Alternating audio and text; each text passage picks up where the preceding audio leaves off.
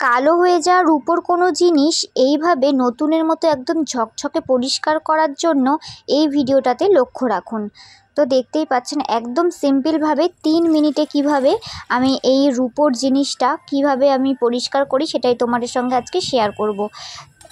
এখানে আমি একটু জল গরম করে নিচ্ছি, তার মধ্যে দিয়ে দিচ্ছি 1 চামচ ডিটারজেন্ট আর হাফ চামচ বেকিং সোডা। তারপরে জলের মধ্যে দিয়ে দেব দুটো নুপুর, যে দুটো আমি একজোড়া নুপুর পরিষ্কার করব সেই নুপুরটা কিন্তু এর মধ্যে দিয়ে দেব। এবার নুপুরটা কিন্তু 2 মিনিট মতো এইভাবে জলের মধ্যে একটু ফুটিয়ে নিতে হবে।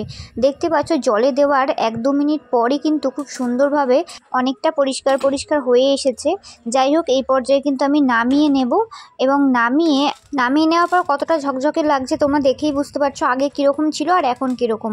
তো আরও একটু পরিষ্কার করার জন্য যেগুলো ভেতরের অংশগুলো তো একটুখানি বাদই থেকে যায়, তো সেগুলো একটু ভালো মতো পরিষ্কার করার জন্য আমি ব্রাশ দিয়ে এইভাবে কিন্তু একটুখানি ডলে নেব বা ঘষে নেব, যাই হোক, যাতে খাঁজ কাটা অংশগুলো কিন্তু খুব ভালো মতো পরিষ্কার হয়ে যায়।